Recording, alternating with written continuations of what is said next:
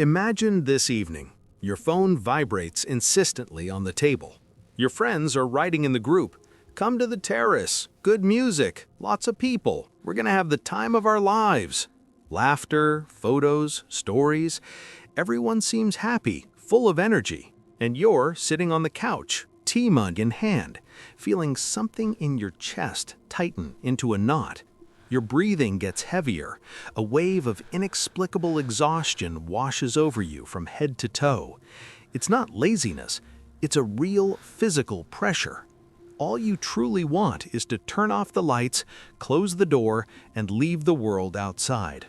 Just thinking about it brings relief. But at the same time, you feel a small pang of shame, an inner voice whispering, "Again? What's wrong with you?"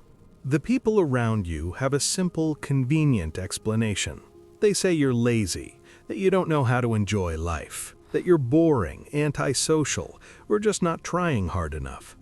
Your friends tease you at parties. "Look at our little hermit staying home again." Your family tells you that you should go out more, socialize, live a real life. Everyone thinks it's a simple choice, a character flaw, a lack of motivation. But what if I told you, right now, in this moment, that it's not at all what it seems? That your love for staying home isn't a weakness, isn't laziness, isn't a lack of ambition, and isn't weirdness. It is one of the most intelligent, sophisticated, and painful survival strategies your psyche has built over the years, after wounds no one can see. In this video, you will discover the 6 unique personality traits of people who always choose the couch over parties. You will see exactly what hides behind the closed door. And after you finish this clip, you might never look at yourself the same way again. You might finally understand why you feel this way. You might feel for the first time that you are not broken, that you are built differently. If you recognize yourself even a little in what I've said so far, leave a like right now and let's go deeper together. Subscribe if you want to decode more of these inner mechanisms. Let's begin. 1. Emotionally thin skin. You feel everything, absolutely everything. A slightly changed tone at work, a fleeting glance on the subway, a heavy energy in a crowded room. Others brush it off as if nothing happened. You feel it sink straight into your bones, speed up your heart, block your breathing. Modern psychology calls this high sensory processing sensitivity, but you experience it like having your skin turned inside out. Your brain learned as a child to read emotional dangers before they happen, because when you were little, your emotions were not protected. Now your body is a permanent radar. Imagine sitting at a table with friends. The conversation starts cheerfully, but suddenly someone makes a loaded joke. Everyone laughs, you smile, but inside something breaks. You're suffocating, you want to run. And when you finally get home, you close the door and breathe properly for the first time that evening. Many judge you for it. They say you're too sensitive, too soft, too dramatic. But the dark truth is that this thin skin doesn't make you weak, it makes you an elite survivor. It warns you before the world hurts you again. The cost is enormous. You burn out twice as fast as others. You feel drained after every interaction, and yet that is exactly why your home becomes the only place where your skin can finally breathe without bleeding. Remember, your sensitivity is not a flaw. It is the radar keeping you alive. 2. The tireless radar of the mind. And this very thin skin leads straight to the second mechanism. You never enter a space without scanning it in detail. You go out for coffee and you're already calculating who is authentic, who is wearing a mask, whose energy will drain your battery in the next hour. This constant analysis is not paranoia. It is a defense strategy built over years of repeated disappointments. Your brain has learned that safety comes from anticipation, not blind trust. You see yourself in the evening, alone at home, carefully choosing which series to watch, which light to turn on, which blanket to use, everything calculated down to the smallest detail. Others call you a control freak, say you don't know how to relax, that you overdo it. But here comes the twist that hits hard. This radar doesn't keep you prisoner, it sets you free. It allows you to choose exactly the environment where you can be yourself without being attacked. The price? Your mind never stops. Even in the quiet of your home, it's still analyzing the day's memories, the words spoken, the tones heard. And yet, this very tireless vigilance turns your walls into the safest refuge in the world. Remember, you are not avoiding the world. You are reading it before it can swallow you. 3. The shield against social poison. And this radar naturally leads to the third layer, the most painful one. You sense people's toxicity like a heavy smell entering your lungs. A conversation that starts innocently but becomes filled with hidden judgments, competition, energy that drags you down like an anchor. And so you choose to stay home. Not because you hate people, but because you have learned on your own skin that some energies can slowly destroy you without anyone noticing. Imagine refusing an invitation and instantly feeling the guilt. Friends accuse you of being antisocial, of running from life, of being selfish. But the dark truth is that this shield doesn't isolate you, it protects you with surgical precision.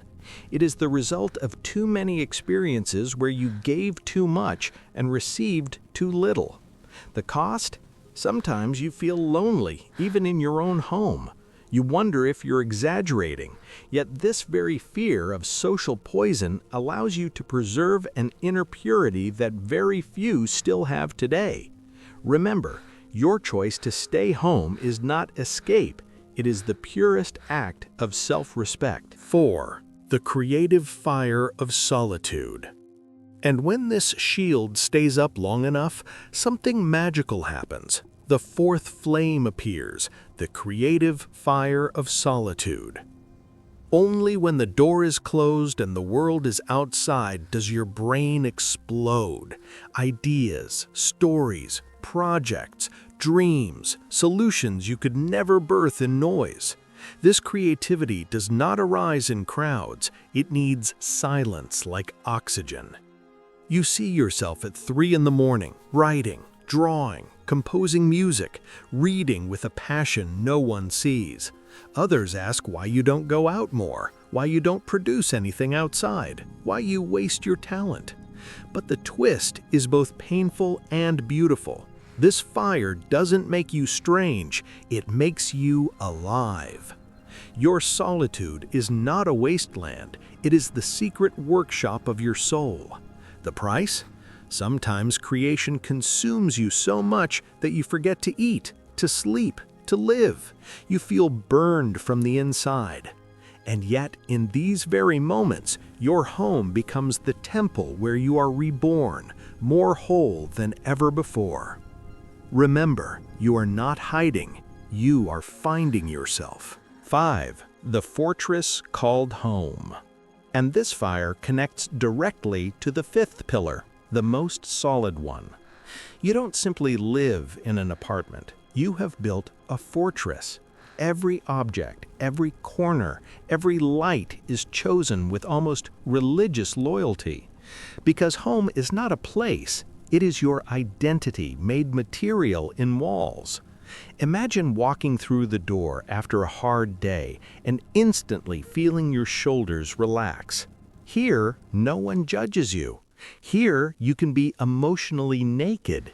Here, you can cry, laugh, scream into a pillow without anyone demanding explanations. Others say you exaggerate, that you're too attached to 4 walls, that you should go out into the world. But the hidden truth is that this fortress doesn't trap you, it saves you. It is the answer to all the places where you were forced to be someone you weren't. The cost? Sometimes you fear that if you go out too much, you'll lose connection with yourself. And yet, this very absolute loyalty to your space gives you the strength to return to the world more whole than when you left. Remember, your home is not a prison. It is the throne from which you rule your own life. 6. Healing in silence. And all these 5 layers come together in the final, deepest, and most intimate one, healing in silence. You do not regenerate in a crowd. You only heal when the sound of the world stops completely. In that silence, your body, your mind, your soul repair themselves without anyone's permission. It is a process no one from the outside understands. You see yourself after a day full of noise, lying on the couch, feeling everything fall back into place. No words, no advice, no distractions, just silence.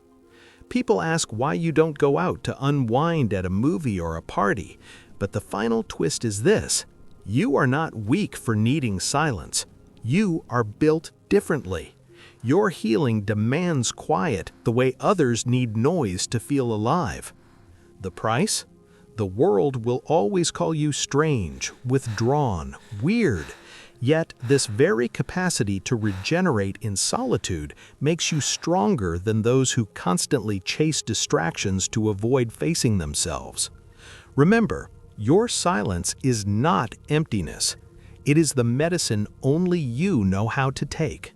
All 6 traits are not separate flaws. They form a single portrait, a person who has learned to survive by building their own inner universe. You are not lazy. You are not weird. You are not a failure. You are a living fortress that has chosen to protect itself with intelligence, depth, and a rare loyalty in today's world. Your home is not a temporary refuge. It is proof that you survived. It is proof that you have learned to love yourself exactly where you are. So the next time someone asks you why you don't go out, you will know the real answer, because you are not running from life. You are living it more deeply than anyone else. And if you've made it this far, it means you have recognized something in yourself that few dare to name. You are not broken. You are built differently, and that is exactly what makes you irreplaceable. At home, in your silence, exactly as you are.